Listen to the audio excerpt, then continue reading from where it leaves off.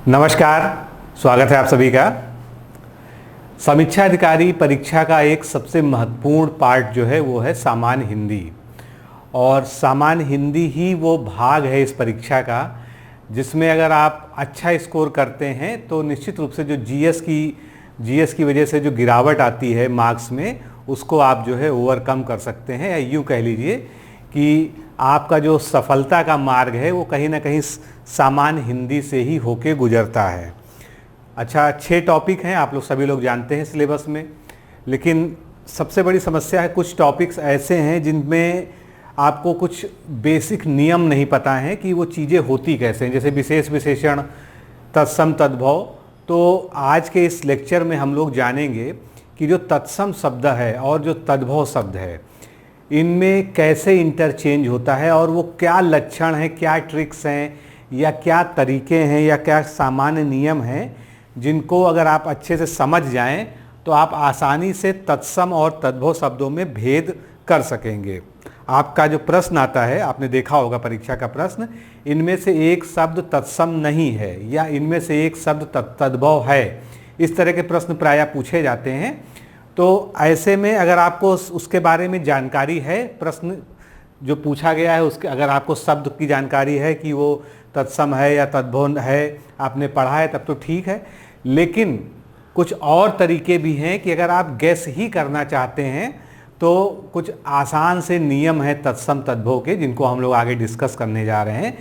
तो आप उससे ये पता लगा पाएंगे कि तत्सम कौन से शब्द हैं और तद्भव कौन से शब्द हैं। आज के इस लेक्चर में हम लोग पहले तत्सम तद्भव के बारे में पढ़ेंगे, अर्थ तत्सम क्या होता है, थोड़ा सा इसको डिटेल में जानेंगे जिससे कॉन्सेप्ट आपका क्लियर हो सके।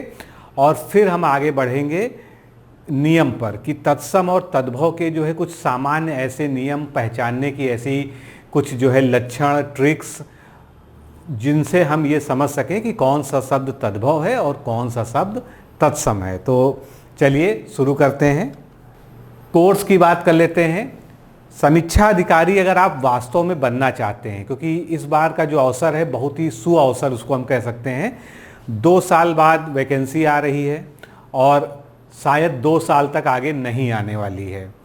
ऐसी स्थिति में समीक्षा अधिकारी अगर आप बनने का सपना रखते हैं, बनना चाहते हैं, तो आपके लिए बिल्कुल खुला मौका। अगर आप मेहनती छात्र हैं, आप एकाग्रचित्त होकर और पूर्ण निष्ठा के साथ पढ़ सकते हैं और आपका ये लक्ष्य है कि आपको इसी बार जो है समीक्षा अधिकारी बनना है और ये जो एग्ज़ाम्स का दुष्चक्र है इससे बाहर आना है, तो मैं आप सभी को आमंत्रित करता हूँ, आप हमारे साथ आके जुड़िए और इस परीक्षा में आप जो है सफलता प्राप्त करिए। हमारा वीडियो लेक्चर्स प्रोग्राम है बेसिकली समीक्षा अधिकारी, सहायक समीक्षा अधिकारी परीक्षा के लिए। इसमें आपको रिकॉर्डेड लेक्चर्स प्रोवाइड किए जाते हैं सारे सेगमेंट से, चाहे वो हिंदी हो, सामान्य अध्ययन के सारे विषय हों। सारे नोट्स प्रोवाइड किए जाते हैं, टेस्ट सीरीज़ दी जाती है, टेलीग्राम ग्रुप के माध्यम से जो है लगातार मार्गदर्शन होता है। आप हमसे जुड़े रह सकते हैं, वहाँ पर आप जो है व्यक्तिगत रूप से अपने सवाल जवाब, मार्गदर्शन, कोई भी क्वेरी है वो भी कर सकते हैं। और मेंस परीक्षा में तो बहुत ही ज़्यादा इंटरेक्टिव तरीके से जो है एक एक विद्यार्थी से जुड़कर जो है उनकी कॉपी चेक की जाती हैं, उनको उनकी गलतियाँ कहाँ हैं, क्या उनको सुधार करना चाहिए, सब बताया जाता है। तो कुल मिलाकर ये एक ऐसा कोर्स है, आप देख ही रहे हैं कि जिसको पढ़ के ही जो है ये 45 प्लस 8 सिलेक्शन अब तक हमारे संस्थान से इस परीक्षा में हो चुके हैं, जो कि अब तक उत्तर प्रदेश क्या भारत में किसी एक संस्था से समीक्षा अधिकारी में सिलेक्शन में सबसे बड़ा जो है रिकॉर्ड है, जिसको अभी तक कोई भेद नहीं पाया है। और हमारा प्रयास रहेगा कि अगली बार जो है हम अपने रिकॉर्ड को खुद भेदें।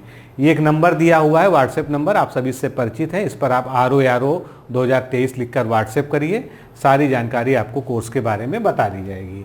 सामान्य हिंदी जो हम लोग बेसिकली जो अभी आप पढ़ने भी जा रहे हैं, वो सारा कंटेंट जो है इसी बुक में कंपाइल्ड है। जो आप देख रहे हैं हमारे संस्थान की जो है सबसे अच्छी रचना आज तक की कह लीजिए, उत्कृष्टतम कृति है, जिसमें 4-5 साल तक मेहनत की गई है, परीक्षा के पैटर्न को समझा गया है और बहुत ही व्यापकता से सारे जो है मटेरियल को, कंटेंट को संग्रह करके एक किताब में निचोड़ दिया गया। हिंदी की किताबों में समस्या ये है, चाहे कितने भी बड़े राइटर्स हों, लेकिन उन्होंने किसी ने केवल एक परीक्षा यानी समीक्षा अधिकारी को ध्यान में रखकर पुस्तक नहीं लिखी है।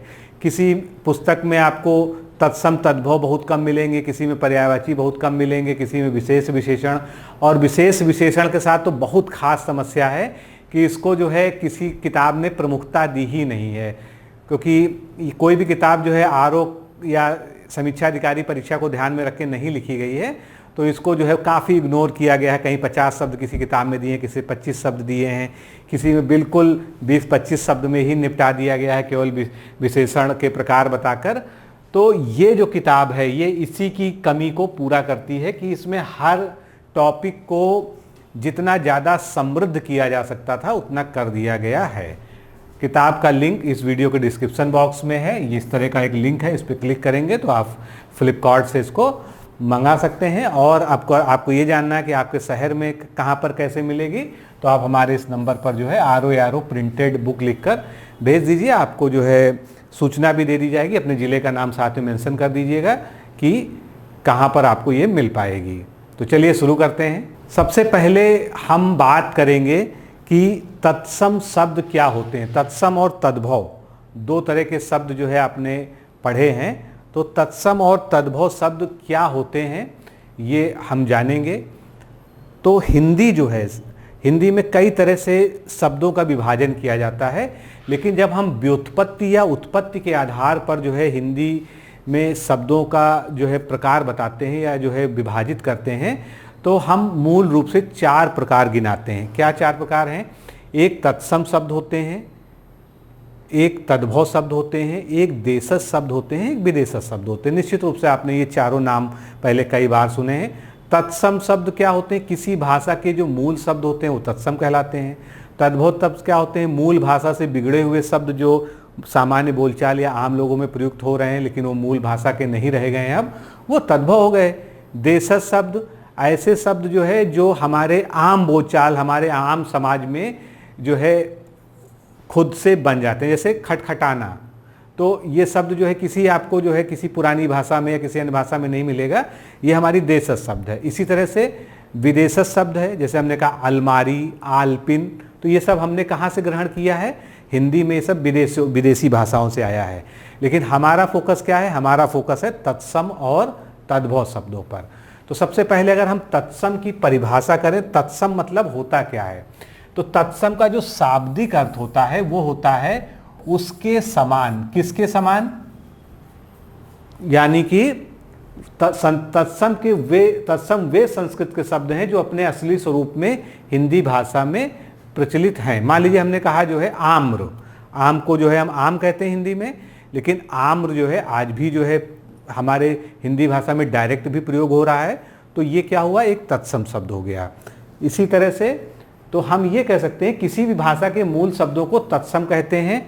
लेकिन अब हमारी मूल भाषा क्या है? हिंदी का जन्म कहाँ से होता है? अभी हम आगे ये भी देखेंगे कि हिंदी का जन्म और हिंदी का उत्थान कैसे हुआ है। तो हिंदी का जन्म कहाँ से होता है? हिंदी का जन्म जो है हमारी जो सबसे प्राचीनतम भाषा है, जिसको हम देववाणी भी कहते हैं, संस्कृत भाषाओं से होता है। संस्कृत से विभिन्न चरणों से होते हुए आज की जो वर्तमान हिंदी है वहाँ तक का सफ़र तय होता है। तो हम ये कह सकते हैं कि हिंदी की मातृभाषा संस्कृत होने के कारण संस्कृत भाषा के शब्द जो मूल रूप में हिंदी में ज्यों का त्यों प्रयोग हो रहे हैं, बिना किसी बदलाव के साथ, बिना किसी विकृति के साथ, वे जो है तत्सम शब्द कहलाते हैं। अब तो ये तत्सम शब्द के बारे में है। अब उदाहरण, जैसा कि हमने कहा आम्र, आम्र जिसका तद्भव होता है आम। इसी तरह से एक शब्द है खरपर, खरपर को हम खपड़ा भी कह सकते हैं, खपड़ैल वाला कपड़ा, और खप्पर भी कह सकते हैं। तिक्त का तीता, जैसे कहते हैं हम ना स्वाद के बारे में बताते हैं कि मिर्च कैसी है? तीती है, तीखी है।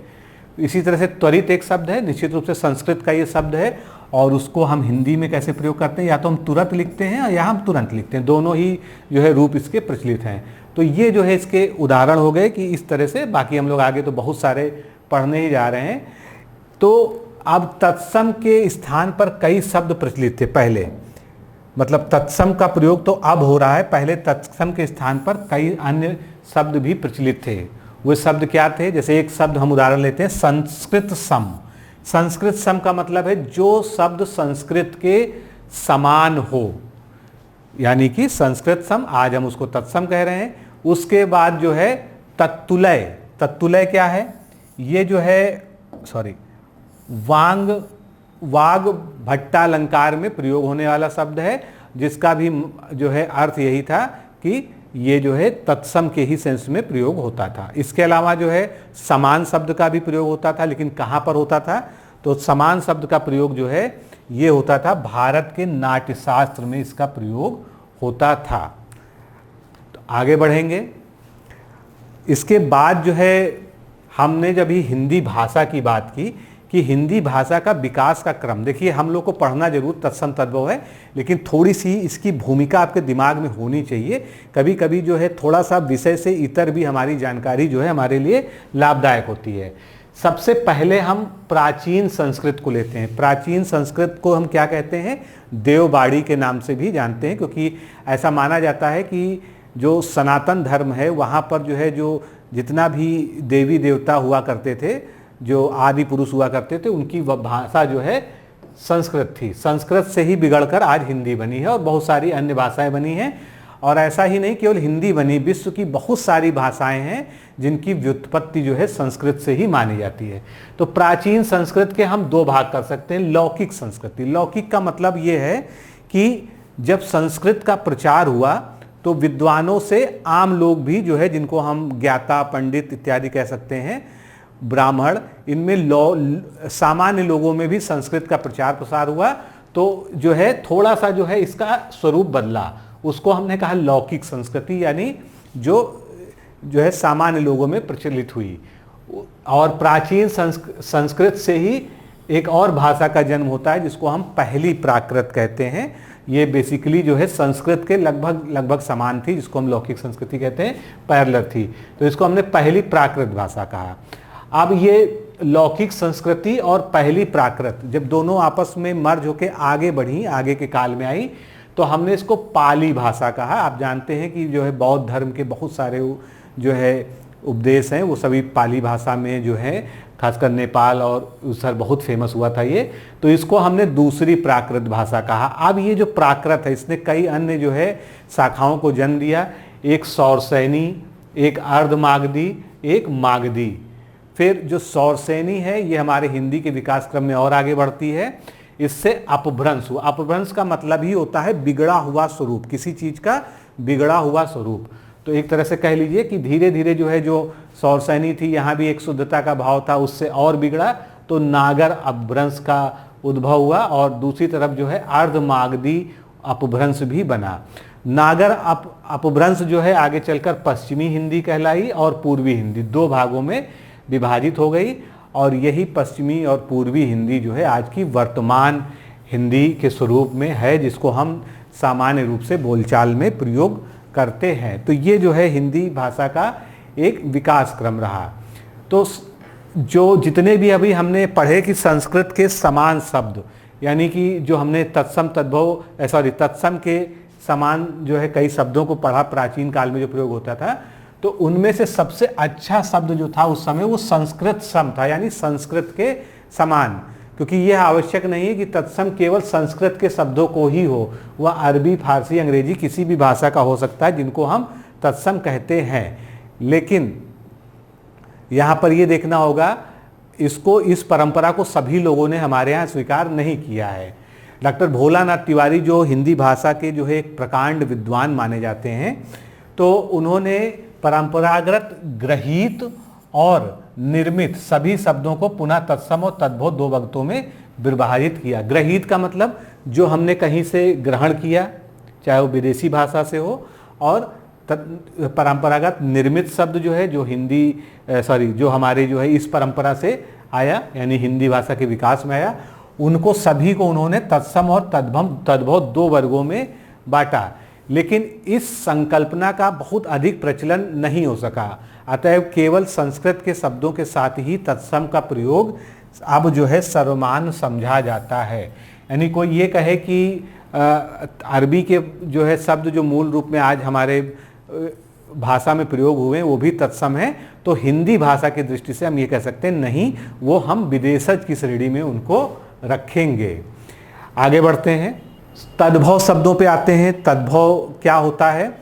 तो संस्कृत के मूल शब्द जिनको हमने तद्भव कहा, उनकी विकृति से उत्पन्न शब्द जो हिंदी भाषा में आज प्रयोग हो रहे हैं उनको हमने तद्भव शब्द कहा है। कुछ एग्जाम्पल से समझते हैं, आपको बहुत सारे एग्जाम्पल पता भी हैं।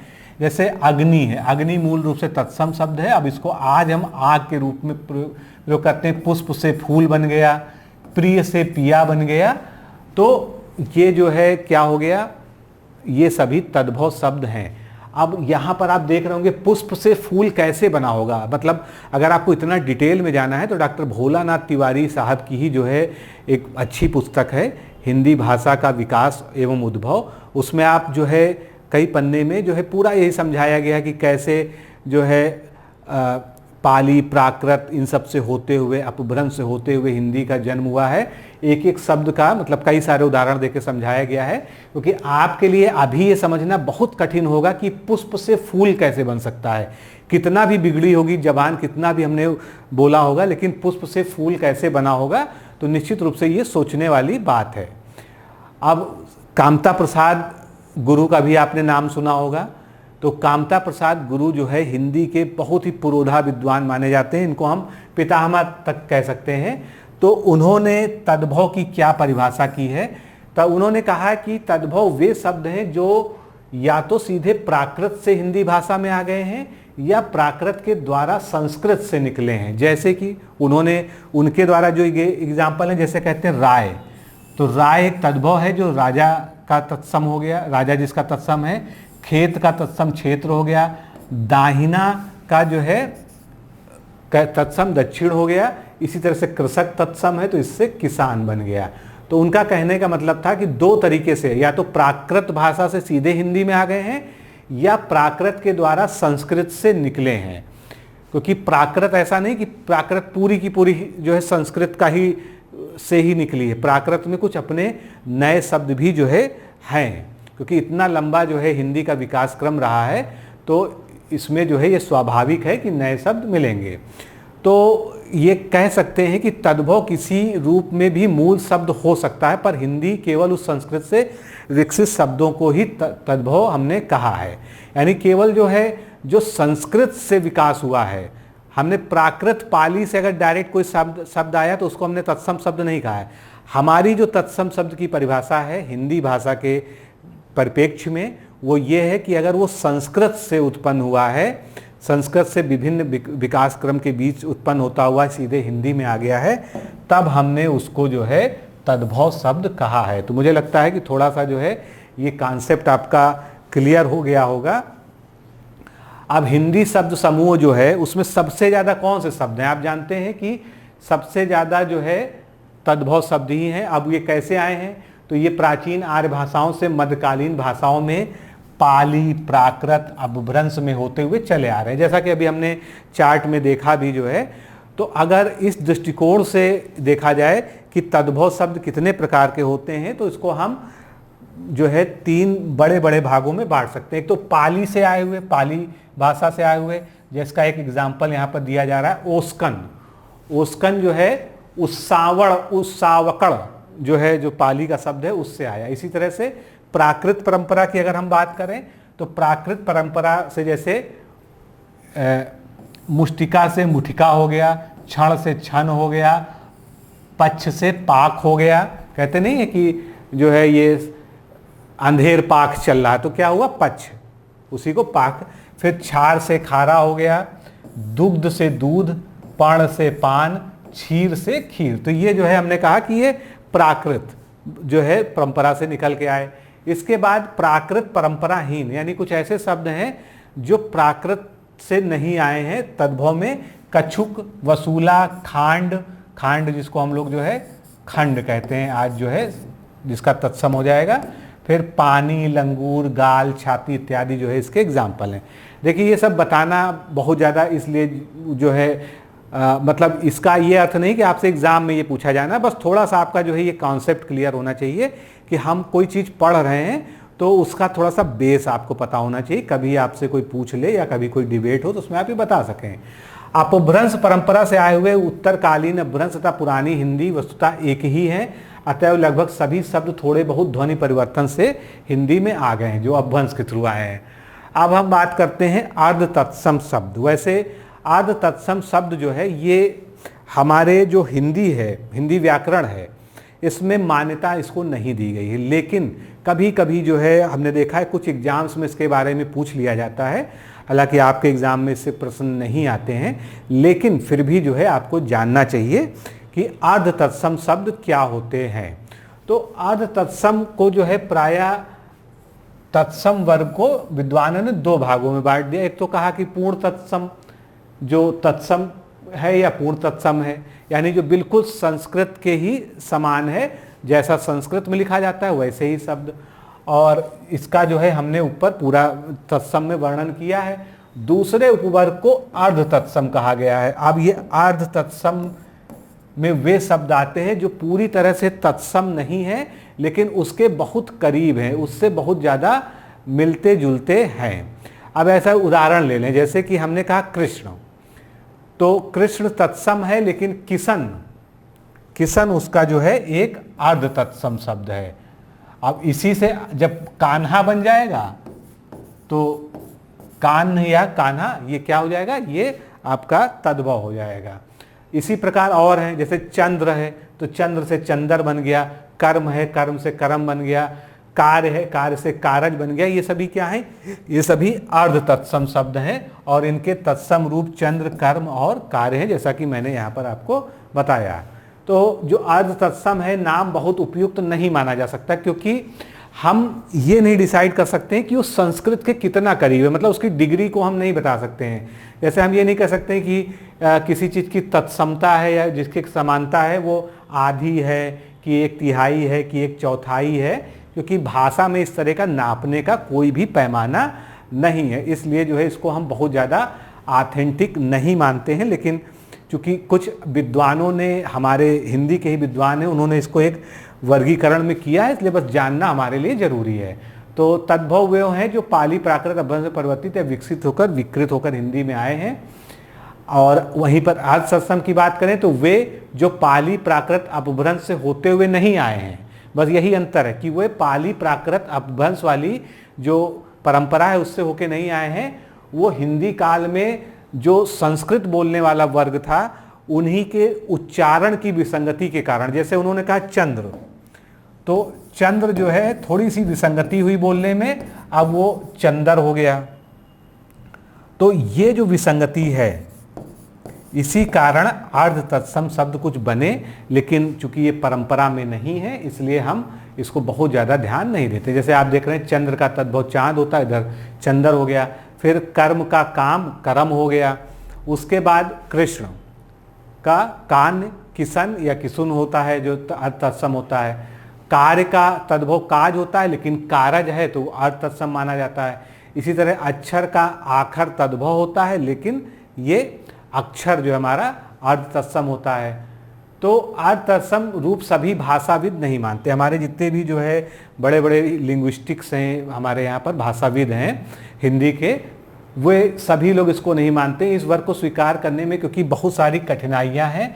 और डॉक्टर भोलानाथ तिवारी जिन्होंने बहुत साइंटिफिक तरीके से हिंदी भाषा का जो है विकासक्रम समझाया है, उन्होंने भाषा विज्ञान कोश जो उनकी पुस्तक है उसमें संकेत किया है कि अर्ध तत्सम शब्दों का सिद्धांत सुनिश्चित और दो टूक ना होने के कारण भाषा से इस वर्ग के शब्दों का निश्चय के साथ निकाल पाना प्रायः असंभव हो गया है।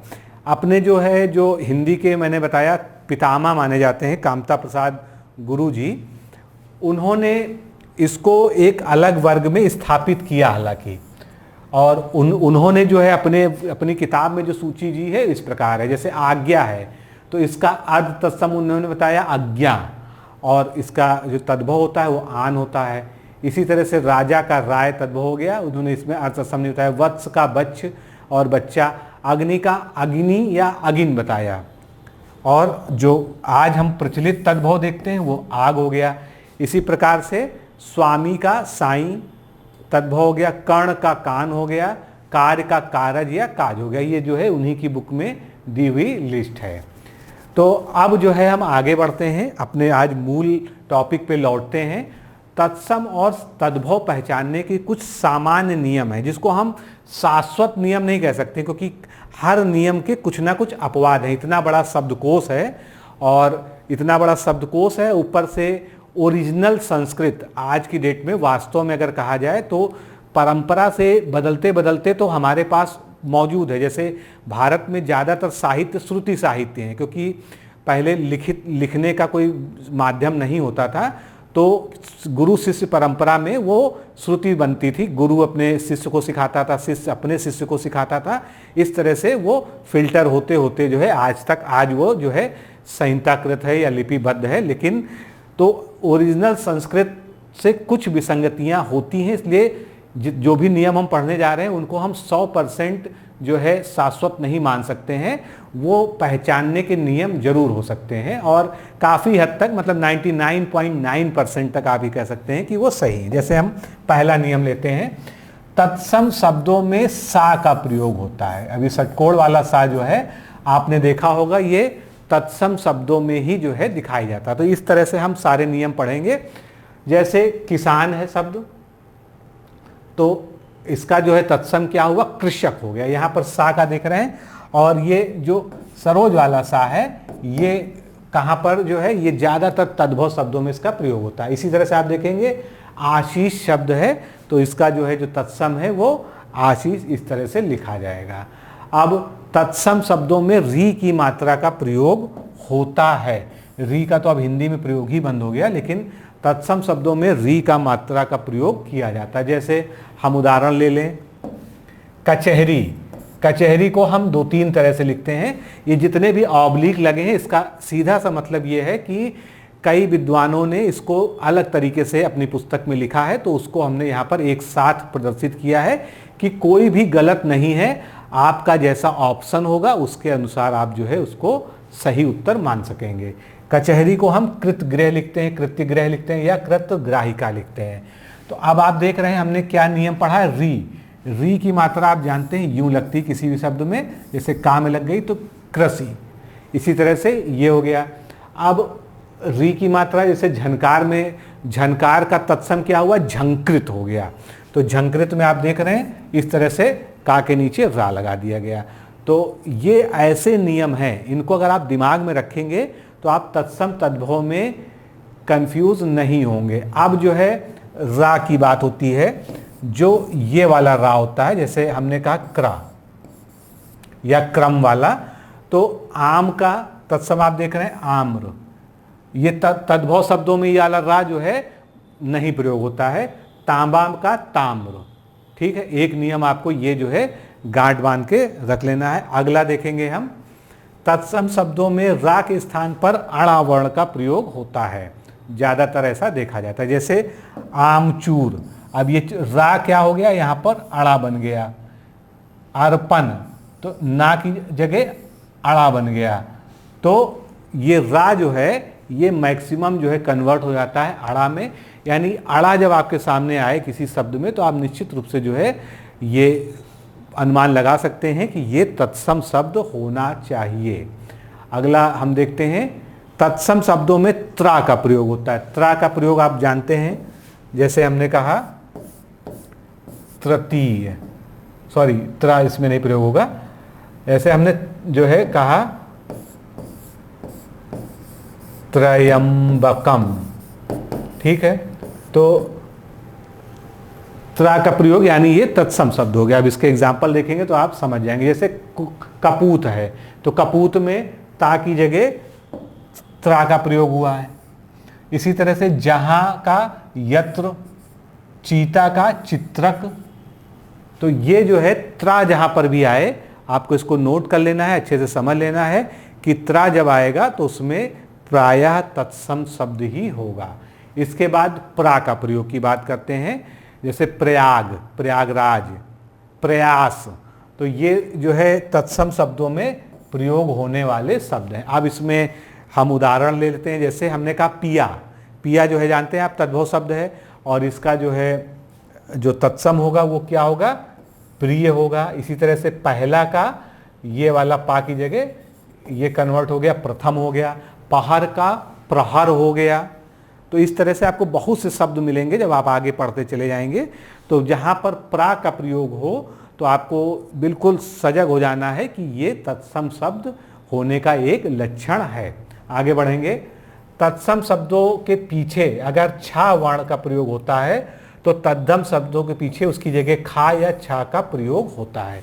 ये बहुत ही कॉमन है, आपने देखा होगा। जैसे हम पंछी की बात करें, पंछी एक तद्भव शब्द है और जब उसको हम संस्कृत में लिखते हैं या यूं कह लीजिए उसका तत्सम बनाते हैं तो हम क्या लिखते हैं, हम पक्षी लिखते हैं। तो छा का क्या हो जाता है, छा हो जाता है। फिर से आप समझ लीजिए, छा की जगह क्या होना चाहिए, ये हो, क्षत्रिय वाला छा होना चाहिए।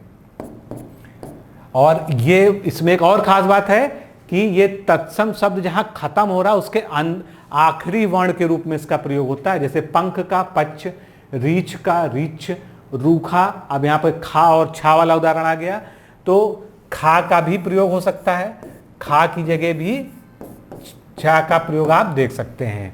इसी तरह से रूख का वृक्ष और लाख का लक्ष्य, ये जो है आपके सामने है। आगे बढ़ेंगे, अगला नियम हम समझने का प्रयास करेंगे, श्रा। अब श्रा शब्दों का प्रयोग आपने जो है देखा होगा, बहुत कम जो है तद्भव शब्दों में होता है। तो तत्सम में श्रा का प्रयोग होता है और श्रा के सापेक्ष तद्भव शब्दों में क्या प्रयोग होता है, ये वाले शा का प्रयोग होता है। अब कुछ एग्जाम्पल से हम इसको समझेंगे। जैसे धन्ना सेठी, धन्ना सेठी को जो है हम तत्सम में क्या कहते हैं, धन्ना श्रेष्ठी। तो यहाँ पर क्या हुआ, यहाँ पर यही कन्वर्जन हुआ, सा का श्रा का सा में कन्वर्जन हुआ। इसी तरह से आसरा, अब यहाँ पर देख रहे हैं आप, ये वाला सा है और ये किस में चेंज हो गया, श्रा में चेंज हो गया। अगला नियम लेते हैं, ससी वाला जो सा होता है उसका प्रयोग तत्सम शब्दों में होता है, मोस्टली होता है तत्सम शब्दों में, और उसके सापेक्ष जो तद्भव शब्द जो होते हैं उनमें इसके सापेक्ष क्या होता है प्रयोग, इसके सापेक्ष सा का प्रयोग होता है। तो इसको आप देख लीजिए, एग्जाम्पल से देख लेते हैं। जैसे दिया सलाई है, अब यहाँ पर सा का कन्वर्जन आप यहीं से समझ सकते हैं कि सा कैसे कन्वर्ट हो रहा है। तो सा जो है ये वाला सा बन जा रहा है। इसी प्रकार अंश, अंश का मतलब जो है भाग या टुकड़ा होता है। तो सा का आप यहाँ पे कन्वर्जन देखिए, तत्सम में जाकर ये शशि वाला सा हो जाता है। आगे बढ़ते हैं, तत्सम शब्दों में वा का प्रयोग होता है और उसके सापेक्ष तद्भव शब्दों में बा का प्रयोग होता है। जैसे वानर और बंदर बहुत कॉमन एग्जाम्पल है, इसको आप जो है समझ सकते हैं। और भी बहुत से एग्जाम्पल हैं जो हम देखेंगे। जैसे अब वन है तो हम जो है प्रायः गांव में या जहाँ भी जो है बोला जाता है, तद्भव शब्द ज़्यादा बोले जाते हैं, तो वहाँ पर वन बोलते हैं, उसकी जगह सही शब्द क्या है, वन। इसी तरह से सबरी, सबरी जो है एक नाम भी है, तो सबरी की जगह सबरी होता है। इसी तरह से सरबरी भी होता है, तो उसका जो है सरवरी, सरवरी रात आपने सुना होगा जिसको चांदनी रात कहते हैं। तो ये जो है इसका कन्वर्जन, इसे सबर का सबर। तो ये भी जो है एक प्रमुख नियम है जिसको आपकी जानकारी होनी चाहिए। अब आते हैं, अगला नियम हमारा चंद्र बिंदु से संबंधित है। कहीं पर भी चंद्र बिंदु का प्रयोग हुआ है, इसके अपवाद बहुत कम मैंने देखे हैं। तो चंद्र बिंदु चूंकि इसकी उत्पत्ति ही हिंदी में हुई है, तो चंद्र बिंदु का अगर कहीं भी प्रयोग हुआ है तो निश्चित रूप से जो है वो क्या होगा, वो तद्भव शब्द होगा। इसको गांठ बांध लीजिए। जैसे कि उदाहरण हम देखते हैं, कुआं, कुआं में चूंकि तद्भव है तो वहां पर चंद्र बिंदु का प्रयोग हुआ है, उसका तत्सम कूप हो गया। इसी प्रकार आंवला का आमलक हो गया। फिर अगला शब्द हम लेते हैं आशु, आंसू में चंद्र बिंदु का प्रयोग है इसलिए वो तद्भव है और अश्रु हो गया। आँख का जो है तत्सम होता है अक्षी। और यहाँ पर देखिए पुराने नियम से भी जो कंपेयर कीजिए, खा का क्या बन रहा है, छा बन रहा है। हर जगह आप देखेंगे तो नियम जो है वो कहीं ना कहीं आपको मिल जाएंगे। और चंद्र बिंदु वाला नियम तो आपको याद रहेगा, जो सबसे आसान नियम माना जा सकता है। इसी तरह से गंवार का ग्रामीण या ग्रामकार हो जाएगा, यहाँ से चंद्र बिंदु हट जाएगा। फिर भौरा, भौरा, भौरा, ये तो मैंने इसलिए रख दिया कि जो है ये सब इसके सापेक्ष जो है तद्भव शब्दों में भी प्रयोग होते हैं, लेकिन मूल रूप से आपको जो बताना है वो भंवर है। तो भंवर में क्या है, भंवर में चंद्र बिंदु का प्रयोग हुआ है और ये जो है आपका बन गया भ्रमर या भ्रमरक। फिर आगे चलते हैं, अगला नियम लेते हैं। अगर क्या है, चंद्र बिंदु के विपरीत शब्द के में अनुस्वार या पंचम वर्ण हो। अनुस्वार आप जानते हैं अंग की जो बिंदी होती है, जैसे हमने कहा कंघी लिखना है तो अंग की बिंदी लगा दी, इसको हम क्या कहते हैं, अनुस्वार कहते हैं। अगर चंद्र बिंदु के विपरीत शब्द में अनुस्वार अथवा पंचम वर्ण हो, पंचम वर्ण वहाँ पर लिखा है अंगा या अड़ा ना मा का प्रयोग हो, तो वह तत्सम शब्द होगा। अब कैसे होगा, थोड़ा सा इसको समझिए कुछ एग्जाम्पल से। जैसे कि हमने कहा चंद्र, चंद्र में यहाँ पर आप देखेंगे यहाँ पर क्या है, अंग की बिंदी लगी है और यहाँ पर अनुस्वार है। इसको अगर हम और सिंप्लीफाइड रूप में लिखें तो हम ऐसे लिख सकते हैं चंद्र। अब यहाँ पर अनुस्वार है तो ये जो है कन्वर्जन जो आप देख रहे हैं, ये इसी कन्वर्जन की इस नियम में बात हो रही है। फिर अंक का आंख, ये आप देख सकते हैं।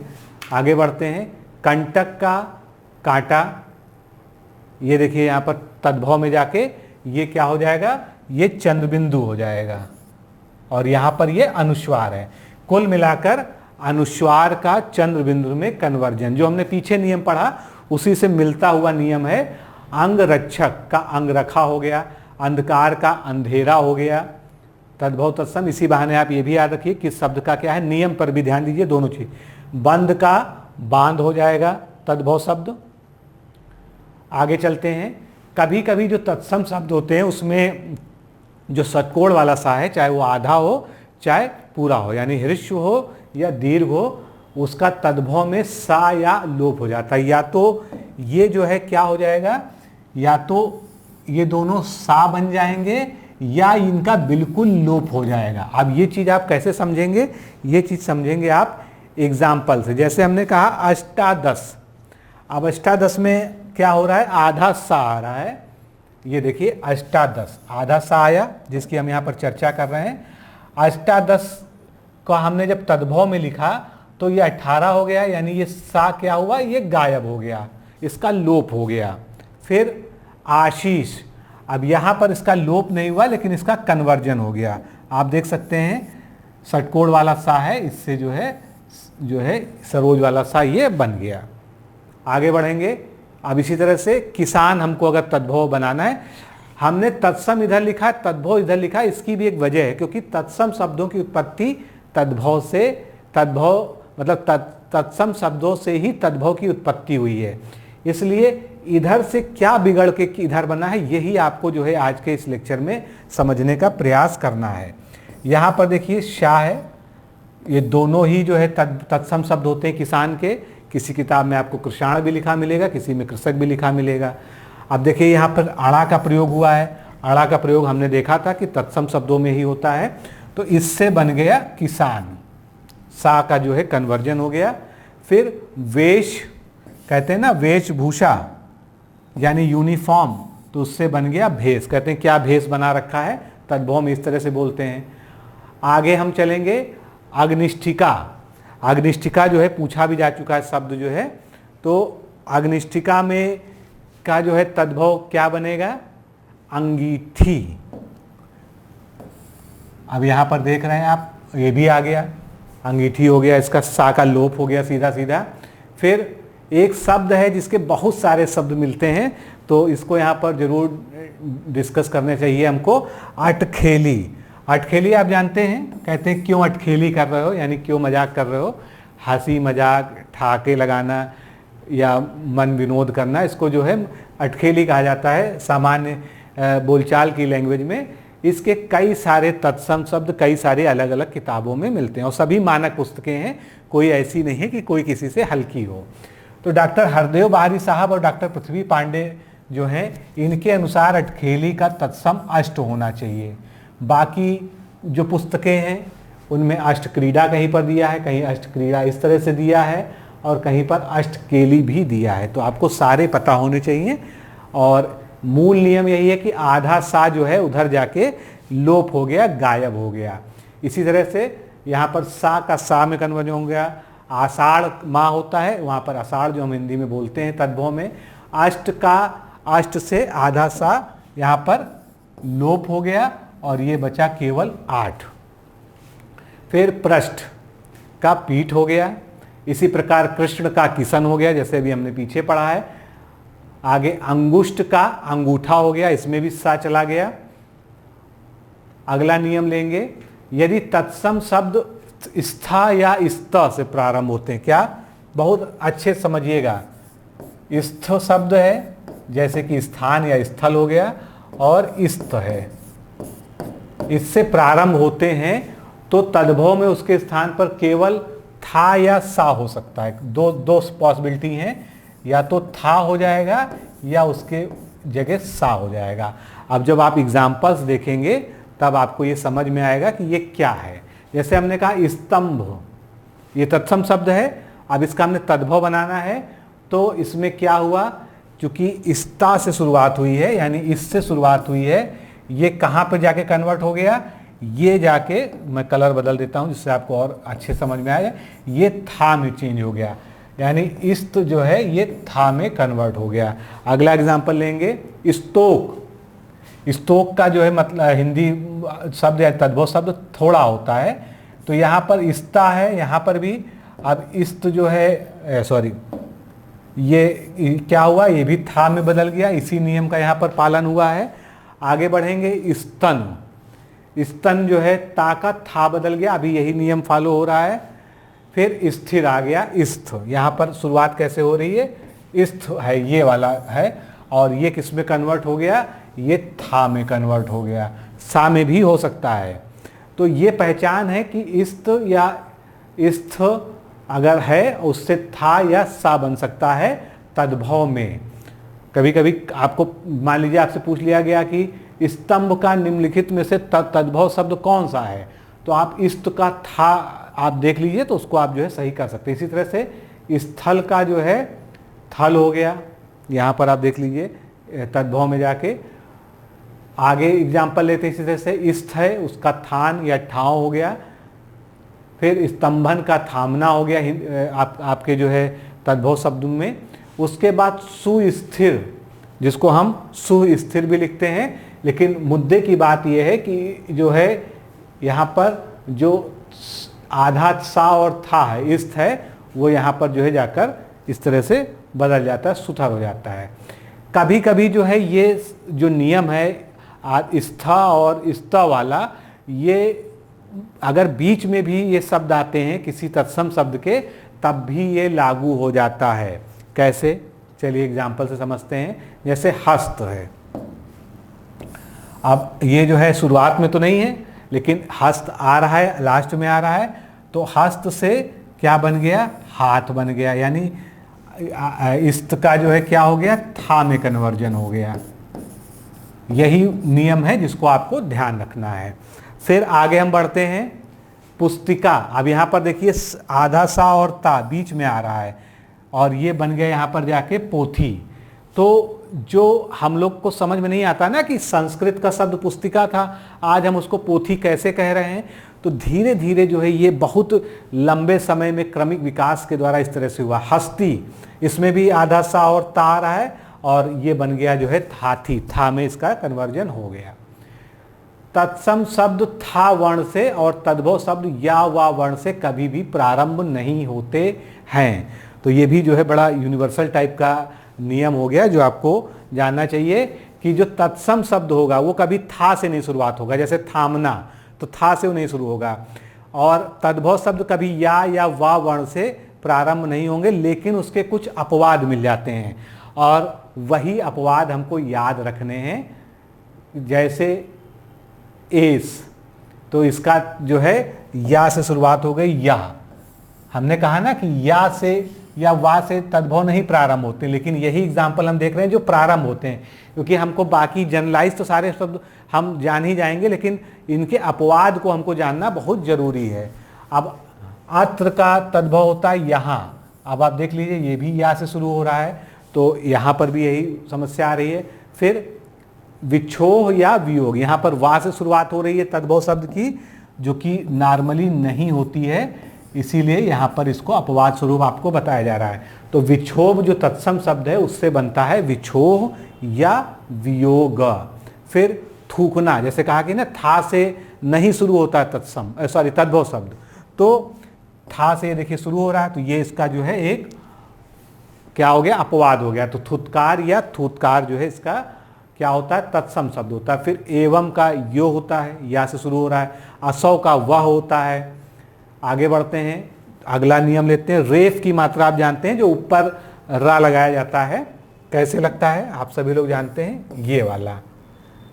तो ये जो ऊपर रा लगता है, यदि रा वर्ण किसी शब्द के ऊपर या नीचे आए, नीचे भी आ सकता है क्रम में, जैसे का में रा लगता है, तो वो तत्सम शब्द ही होगा। अब देखिए जैसे करपट या कपर्टक है, तो पा पे रा लगा हुआ है ना, यानी ऊपर रा आ रहा, रेफ की मात्रा ऊपर आ रही है, तो उसका तद्भव तो कपड़ा हो गया। इसके बाद गर्दभ, गर्दभ से बन रहा है गदा, यहाँ पर भी मात्रा ऊपर आ रही है।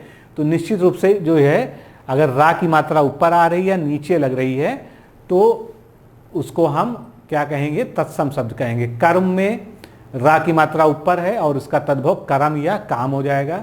फिर चक्रवाक, देखिए अब यहाँ पर नीचे मात्रा की बात आ गई, क्रा, जैसे क्रा है ना, तो यहाँ पे ये है चक्रवाक, तो इसको हम क्या कह सकते हैं, इसको हम कह सकते हैं कि ये तत्सम शब्द है। चक्रवाक का तद्भव चकवा हो गया, धर्म का धर्म हो गया, नर्म का नरम हो गया। तो ये सभी एग्जाम्पल ऐसे हैं जो आपसे पूछे जा सकते हैं, और अगर आप इन बेसिक नियमों को याद रखेंगे तो तत्सम तद्भव में कभी समस्या नहीं आने वाली है थी।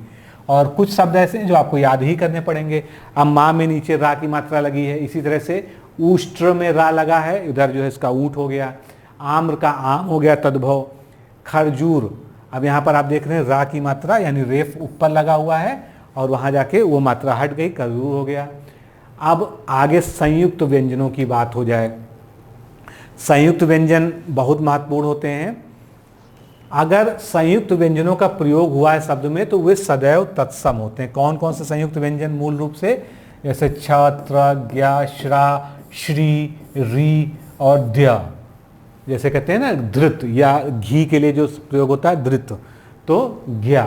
अगर इन संयुक्त व्यंजनों का प्रयोग हुआ है तो वे सदैव तत्सम होंगे। बहुत जो है बिल्कुल यूनिवर्सल नियम है ये। जैसे रीछ है, तो ये इसका तद्भव तो रीछ होता है, और हमने पहले जो नियम पढ़ा कि ये वाला छा जो है इस वाले छा में, छतरी वाला छा छतरी वाला छा में बदल जाता है। ठीक है, ये भी नियम यहाँ पर अप्लाई हो रहा है। साथ में जो है री वाला नियम भी अप्लाई हो रहा है। डबल स्ट्रेंथ आपको मिल गई पहचानने की। इसके बाद घृत का घी, जो मैंने आपको उदाहरण दिया। फिर सावन या श्रावण मास जो होता है, तो यहाँ पर श्रा है, ये भी क्या है, एक संयुक्त व्यंजन है। अब ये जो है सावन में कन्वर्ट हो जाएगा, लेकिन श्रा अगर है तो ये मान लीजिए कि ये तत्सम शब्द ही है। अश्रु, अश्रु मतलब आंसू, आंसू उसका तद्भव शब्द हो गया। आगे इसी पैटर्न पे चलते हैं। गृह, री की मात्रा लगी है, घर हो गया उसका। चित्रक, त्रा जो है का प्रयोग हुआ, चीता उसका जो है तद्भव हो गया। की दृश्य, अब ये यहाँ पर थोड़ा सा हो सकता है आप ना समझ पा रहे हो, ये दा लिखा है और नीचे जो है री की मात्रा लगी है, तो की दृश्य का तद्भव कैसा हो जाएगा, जो है कैसा हो जाएगा। अब इसमें एक विशेष बात आपको ध्यान रखनी है कि जो री वर्ण है इसका प्रयोग केवल तत्सम शब्दों में ही होता है। री की ध्वनि अब हिंदी में समाप्त हो गई, तो ये भी एक पहचान है कि ये निश्चित रूप से संस्कृत शब्द होगा, यानी तत्सम शब्द होगा। आगे बढ़ेंगे, अब शा पे ही आ जाएं। शा पे हमने वैसे भी बहुत कसरत कर ली है। जो ससी वाला सा हम कहते हैं बोलने के लिए, क्योंकि उससे आप लोग की पहचान जल्दी हो जाती है। ये बेसिकली क्या होता है, तालव्य होता है, तो तालु के प्रयोग से शा बोला जाता है इसको। और वहीं पर जो है जो सा कहते हैं, सरोज वाला सा, उसको हम दंतव्य कहते हैं, क्योंकि ये दांत जो है इसमें दांतों के क्रम से जैसे कहते हैं शा शा शा, सरोज सरोज, तो ये जो है दंत सा का प्रयोग हुआ है तो वो तद्भव होगा। अगर तालव्य शा का प्रयोग हुआ है यानी इस वाले सा का, तो क्या होगा, तो ये तत्सम शब्द होगा। और दंत वाले का प्रयोग हुआ है तो ये कैसा होगा, तद्भव होगा। तो ये भी जो है एक मतलब अच्छा नियम है जिससे आप याद रख सकते हैं। एग्जाम्पल ले लेते हैं, जैसे स्पर्श का परस। अब यहाँ पर सा बदल गया, यहाँ पर जो है जो तालव्य शा है वो दंत शा में चेंज हो जाता है। इससे आप पहचान सकते हैं। अश्विन है, इसमें जो है आपको सा दिख नहीं रहा होगा क्योंकि वो फॉन्ट ऐसे हो जाते हैं, इसमें ये वाला शाह है आधा सा, तो इसका जो है इससे क्या हो जाएगा, आसोर या आसीन हो जाएगा। फिर शाक का साग हो जाएगा तद्भव शब्द। दस का दश इस तरह से लिखा जाएगा। आदेश का जो है जो तद्भव शब्द होता है वो आयश होती है। यहाँ पर भी आप सा का कन्वर्जन देख सकते हैं, ये सभी सा के ही कन्वर्जन है, सॉरी। तो इस चीज़ को आप ध्यान रखेंगे कि तालव्य शा का प्रयोग हुआ है तो कैसा होगा, तो वो तत्सम शब्द होगा। दंत का प्रयोग हुआ है तो वो तद्भव शब्द होगा। मोस्टली जो है ये नियम लागू होता है। अभी इसके हम और एग्जाम्पल भी देखेंगे, जैसे परसू है तो यहाँ पर सा तालव्य वाला है, वहाँ पर जो है फरसे में जो इसका तद्भव है वहाँ पर दंत वाला हो गया। फिर सिर का सिर हो गया, शीर्ष का शीश हो गया, इसको आप याद भी करते चलिए, तत्सम का तद्भव। इसके बाद शिला का सिल हो गया। फिर शून्य का शून्य।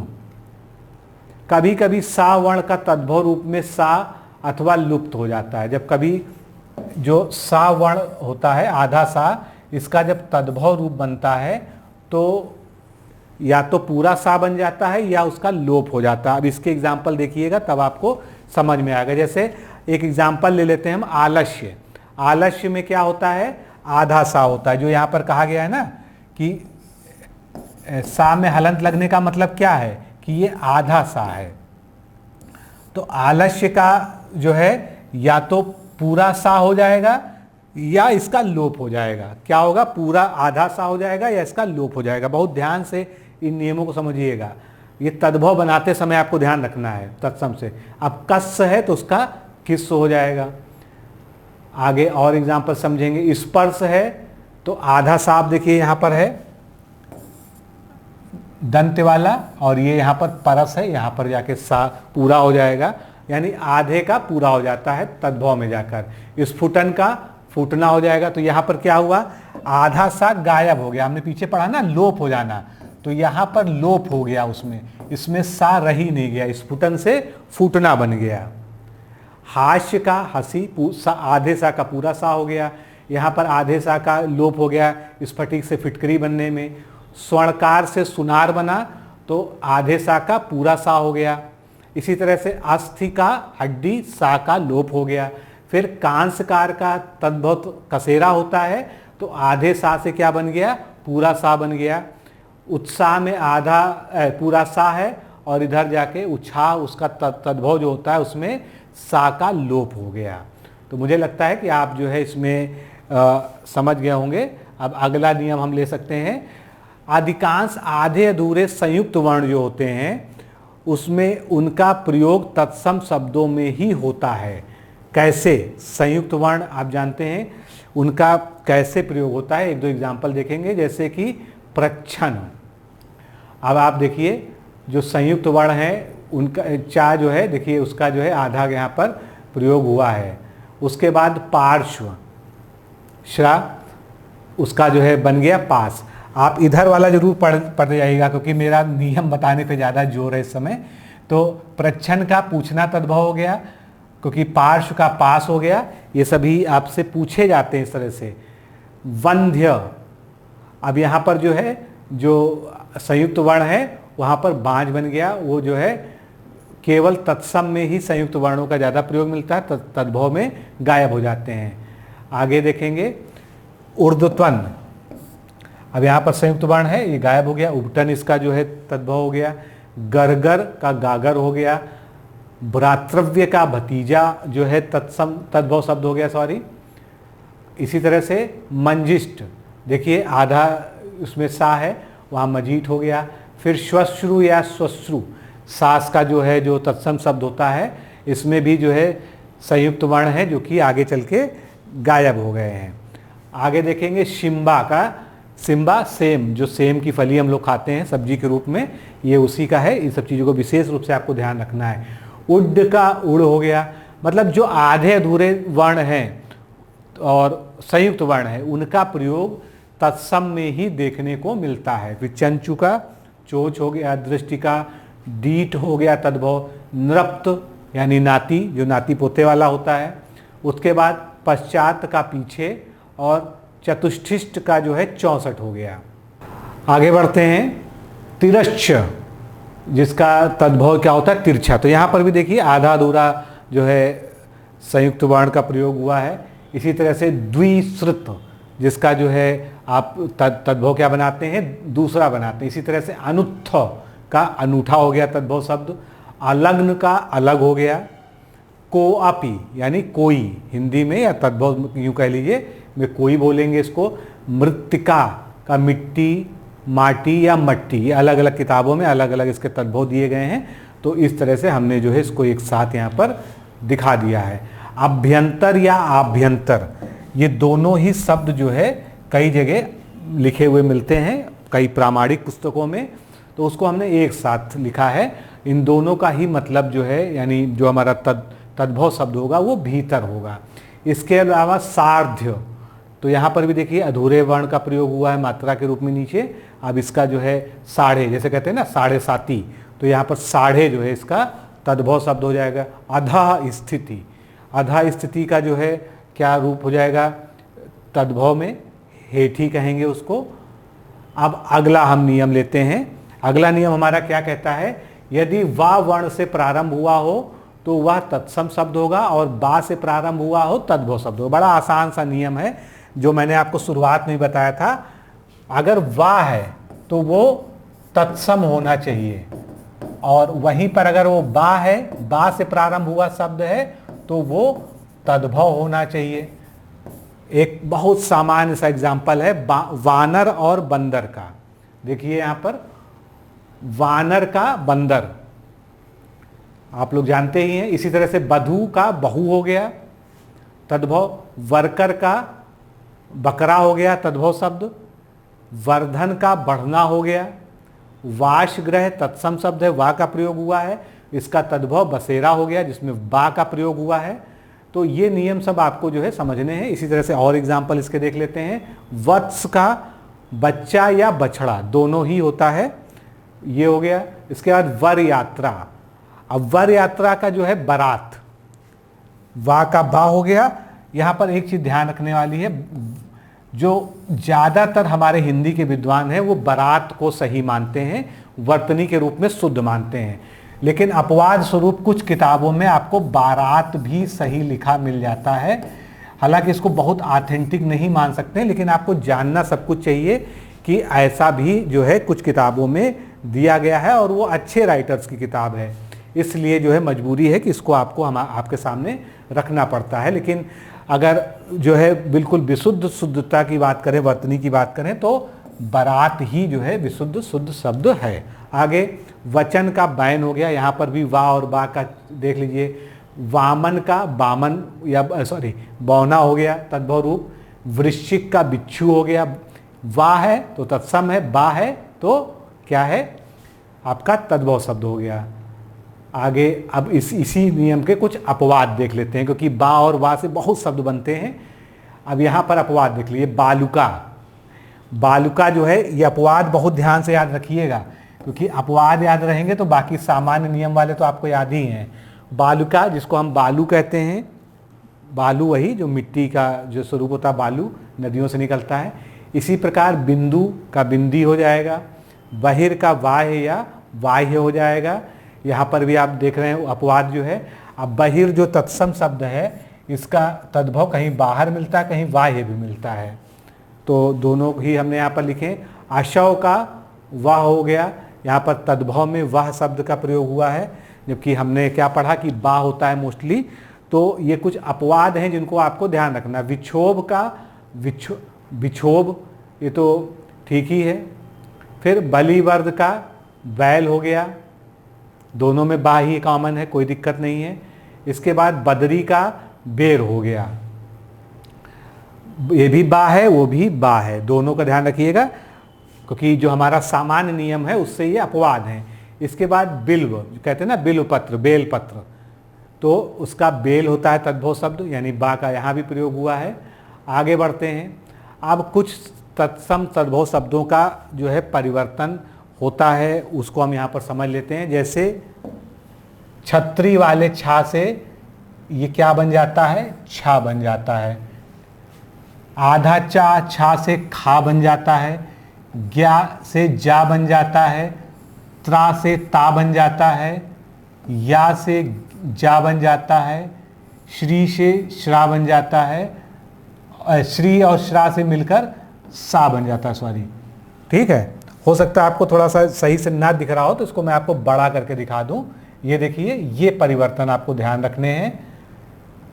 खा कैसे बन रहा है, ये तद्भव में बनेगा, ज्ञा जो है प्रयोग होगा तत्सम में और जा बन जाएगा उससे तद्भव में, त्रा बनेगा तत्सम में और ता बनेगा उससे तद्भव में। इसी तरह से या से जा बन जाएगा, जैसे कहते हैं ना यजमान, तो उधर जजमान हो जाएगा। उसी तरह से ये री या री सामान्य वाला है और उससे सा बन जाएगा। तो ये एग्जाम्पल्स जो है आपको, मतलब ये कुछ परिवर्तन है, इनके कुछ एग्जाम्पल्स को आपको याद रखना है। बाकी जब आप पढ़ेंगे तो आपको बहुत सारे इस तरह से मिलेंगे। अब यहाँ पर देखिए, छा का हमने सबसे पहला कहा अक्षर। छा से क्या बना, या तो खा बन गया या आधा चा और छा बन गया, दोनों ही जो है यहाँ पर आपको एक साथ यहाँ पर दिखाए जा रहे हैं तद्भव में। फिर शाप का, सा का जो है परिवर्तन जो है श्राप हो गया तद्भव में। आगे बढ़ते हैं, छति का यानी छा का छा बन गया। योगी का या से जा, जो हमने परिवर्तन कहा ना ये वाला, या से जा में परिवर्तन, तो क्या हो रहा है, योगी का क्या बन गया, जोगी, तो या बन गया जा। यही सब बारीकियां हैं, अगर आप इसको ध्यान रख लेंगे तो आप तत्सम तद्भव में बिल्कुल मास्टर हो जाएंगे। क्षेत्र का खेत बन गया। फिर और एग्जाम्पल लेंगे, नक्षत्र। अब यहाँ पर छा आप देख रहे हैं, त्रा देख रहे हैं, त्रा से क्या बन गया, ता बन गया। आगे देखिए, युक्ति, या से जा बन रहा है, युक्ति का जो है तद्भव क्या हो रहा है, जुक्ति हो रहा है या जुगति हो रहा है, तो या किस में परिवर्तित हो रहा है, जा में परिवर्तित हो रहा है। इसी तरह से यजमान, जिसकी हमने बात की थी, इसको यज्ञमान भी कहते हैं कहीं कहीं, और उससे बन गया जजमान, या और जा में इंटरचेंज हो रहा है। फिर ज्ञान का जान में चेंज हो रहा है, कहेंगे ना आप ज्ञान का ज्ञानवान है, उसका जो है हो जाएगा जानकार, तो ज्ञान का जान बन जा रहा है। फिर श्रा का जो है सा में परिवर्तन हो जाएगा, श्रेष्ठी का सेठ में परिवर्तन हो जाएगा। अब अगला नियम हम लेते हैं अनुस्वार को लेके। अनुस्वार को लेके बहुत श्योरिटी से नहीं कहा जा सकता कि उसके आधार पर आप तत्सम तद्भव को विभेद कर लें, लेकिन हमने एक चीज़ जानी कि अगर चंद्रबिंदी लगी हुई है किसी पर तो उस मात्रा के आधार पर आप कह सकते हैं कि वो तद्भव शब्द है। लेकिन अनुस्वार जो है तत्सम में भी होता है, तद्भव में भी होता है, तो बाकी अन्य जो नियम होते हैं उससे हम जो है इसको पहचान सकते हैं। जैसे कि पक्षी का पंछी, तो यहाँ का छा का जो है छतरी वाले छा का छा में चेंज हो रहा है, लेकिन यहाँ पर अंकी बिंदी लग रही है। उसके अलावा पक्ष का पंख, तो इस समय तद्भव में हम देख रहे हैं कि अनुस्वार का प्रयोग हो रहा है यानी अंकी बिंदी लग रही है। नग्न का नंग या नंगा हो जाएगा। कंकड़ का कंगन, अब यहाँ पर आप देखेंगे दोनों में अंकी बिंदी लगी है, तो अब अंकी बिंदी के आधार पर या अनुस्वार के आधार पर हम कुछ नहीं करेंगे, हम अड़ा को यहाँ पर देखेंगे। अड़ा का आपने नियम पढ़ा ना कि इसका मोस्टली जो प्रयोग है वो किस में होगा, ये तत्सम तद्भव में होगा। इसके बाद कंकति, कंकति और कंघी, देखिए दोनों में अनुस्वार का प्रयोग हुआ है। इसके बाद दंश का डंक हो जाएगा, तो सा का वहाँ पर लोप हो जा रहा है।